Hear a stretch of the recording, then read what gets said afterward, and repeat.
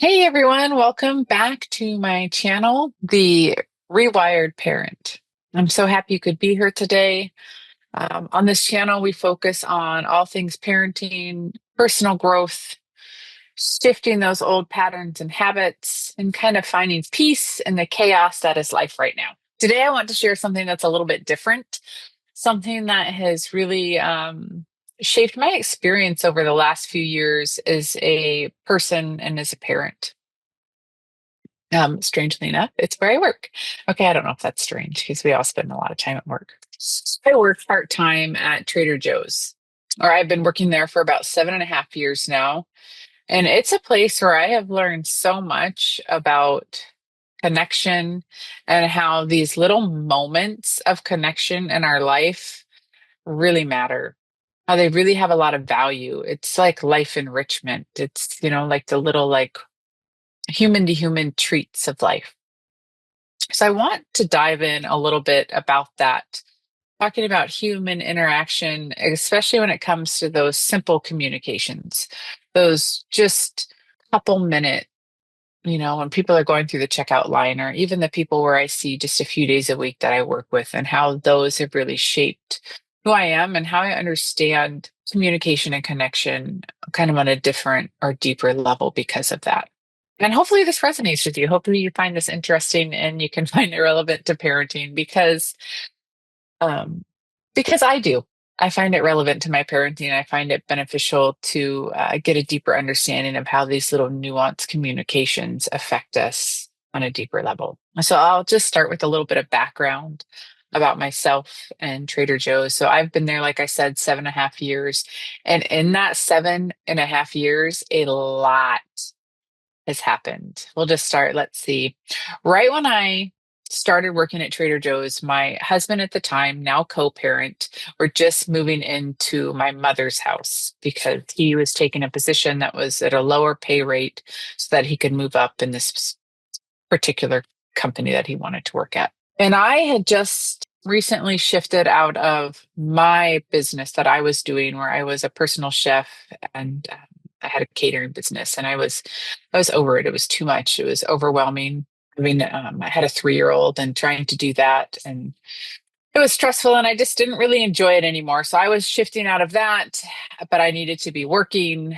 And my co-parent had previously worked at Trader Joe's. He's like, it's a great place to work. And I loved shopping there, doing catering events and personal chef stuff. I was often shopping there. So, and I always thought if I was going to work at a grocery store, Trader Joe's would definitely be the one that I wanted to work at.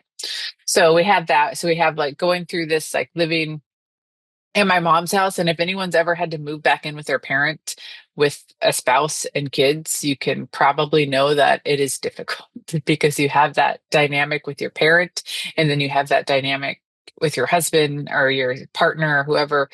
And it's challenging. It's very challenging. So we had that going on. I had a miscarriage somewhere in there. Then we ended up moving out and moving into our first apartment for about 8 months. And then we bought a house. And then I got pregnant with my now 5-year-old. And then we had COVID. And then I got diagnosed with Hashimoto's and was quite overweight and feeling really terrible. And then separation of my co-parent and I. And it was a lot. It was a lot to experience in what I felt a short amount of time. And honestly, I don't know what I would have done if I didn't have that job to go to, if I didn't have the people that I had been working with for so long. I mean, at this point, they're like family to me. They supported me through all of that. They're not only like going through the separation, but I don't know, you can't really tell, but I live in a tiny house. And so we were separated and living together for a year, maybe a year and a half. That was really hard because it was his house. A long part of the story. But anyway, as I was waiting for the tiny house to be built, now we live on the same property, but I have a tiny house. We split the kids evenly. They're over here sometimes, they're over there sometimes. They have access to both of us. That's a story for another day. But anyway, back to the Trader Joe's. So I experienced a lot in my life while still working there, but it was a place where I could go to really kind of escape what was happening in the home, especially when things were really rough and we were still living together, to be able to get out of the house and get to work and have my own space that was just I always call it my store, but it was my space. It was my people that I had worked with for a long time. It was this place where I could be other than mom. I could be other than, this co-parent, and I could just be me. And obviously, I was me when I was a mom, when I'm at home too, but you could probably relate if you go to work. And on the days that I'm not at work, I only work 3 days a week, and on the other days I homeschool the kids. But it is a place where I can go and just kind of get away. I can chit chat with the people that I know. I tease that I just work at Trader Joe's so I can talk. I am a maximum extrovert. I need to be out and around people. It fills up my battery. It's really vitally important for my mental health and happiness. And so it kind of kept me afloat and sane during those difficult parts of my life. And not only were the other employees valuable, and not only was it valuable to have a place outside of being mom where I could go and feel like I could be have a little bit less responsibility and like have somebody else like, oh, go do this and go do that, and I didn't have to make all the hard decisions. I just got to go and I'm working at the register, I'm putting up product, and it was just like this simple life, and they were paying me, and I was getting connection and communication and validation sometimes, and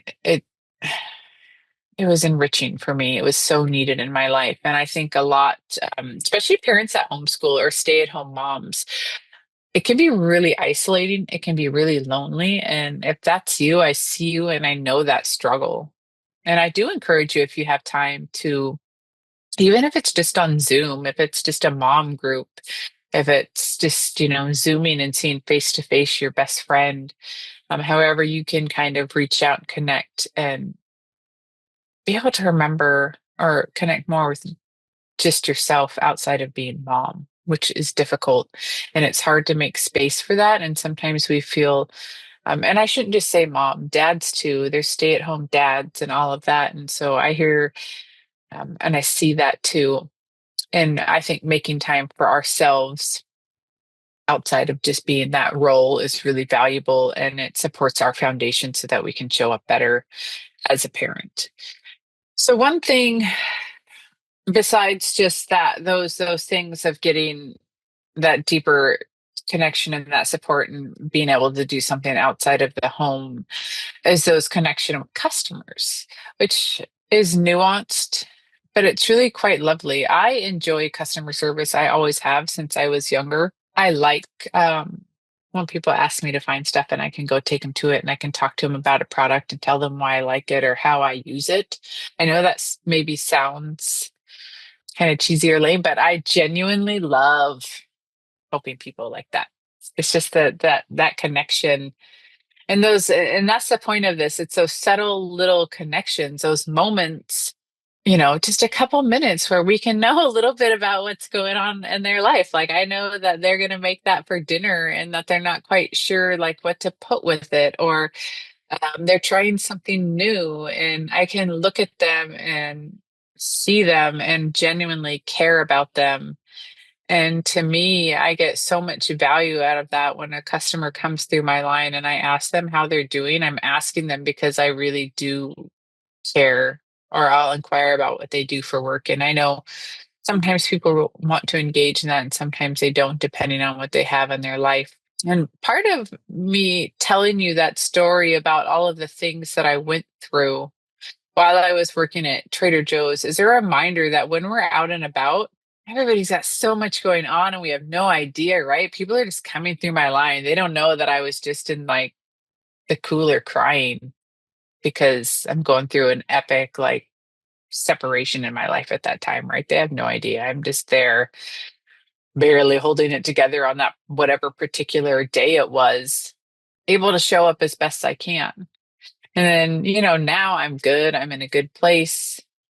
I feel great. I can show up and I can engage and I can really like see people and look at them. And there's so much value in that. When I mean look at them, I mean like Like you look at their face and you look in their eyes and you can like tell so much about how someone's feeling when you actually like look at their face. Same with your children.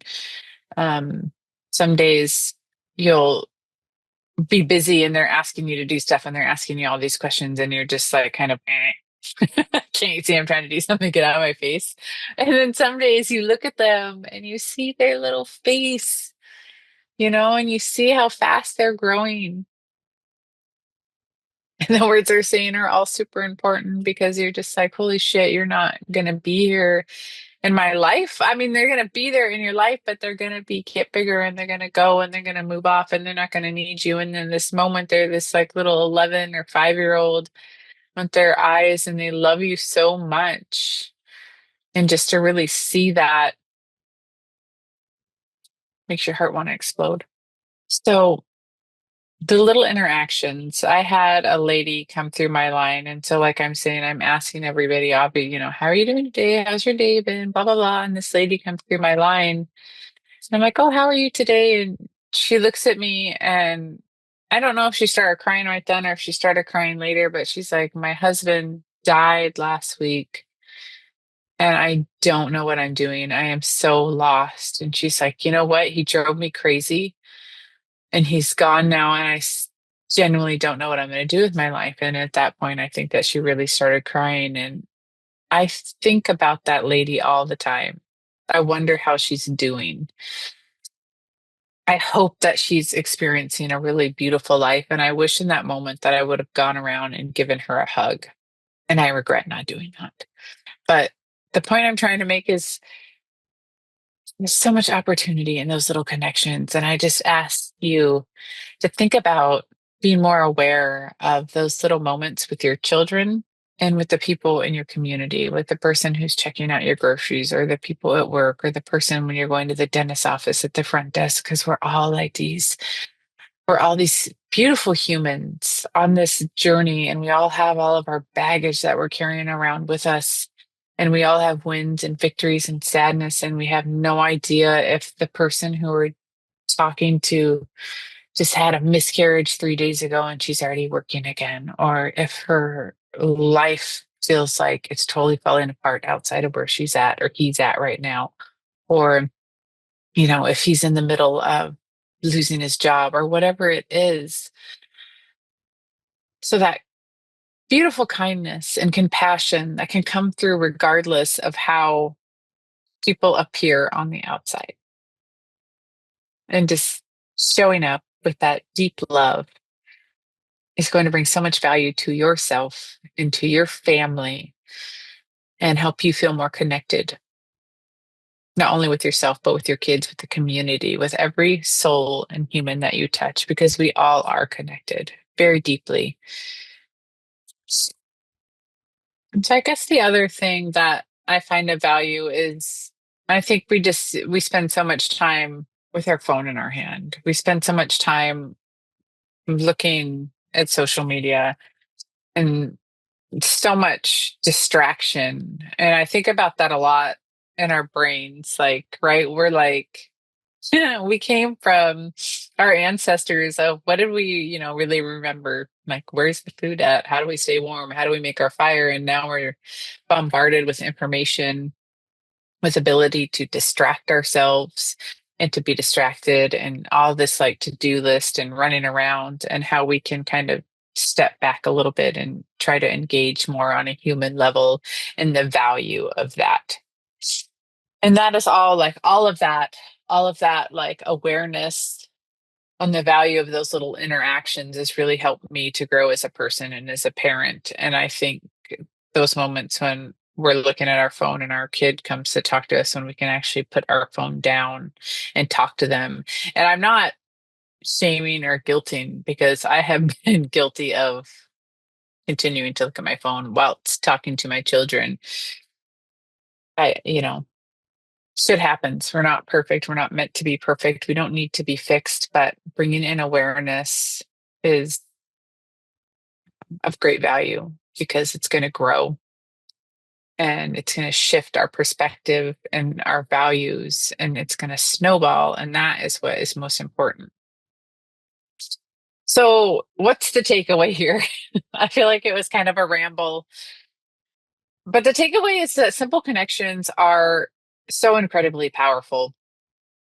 Whether it's a compliment, whether it's a brief conversation, whether it's someone unexpectedly telling me the crisis that is happening in their life, but that making eye contact, that seeing your kids, seeing the people at the grocery store, and really like knowing that we are all connected, huge value in our awareness perspective. And I think it grows our heart, which just spreads out to all parts of our lives. So the next time you're out and about, I just ask or challenge you, or do you accept this challenge? Like I say to my kid, to just go a little bit deeper, that next level deep. When you ask the coffee girl, "How are you doing?" Like make eye contact and like, "How are you doing today?" Like genuinely, right? Like you want to know. And see how it feels, see how it goes, see what extra special connections that you can make with people. And again, I thank you for showing up for you, for your family. And I'm super excited to talk to you next time. And I hope that you have an incredible day. And if you liked it, if you found value, please like, subscribe. If you think someone else might like it, please share it. I would greatly appreciate it. And I just hope you have an amazing day. You deserve it. And we'll see you next time.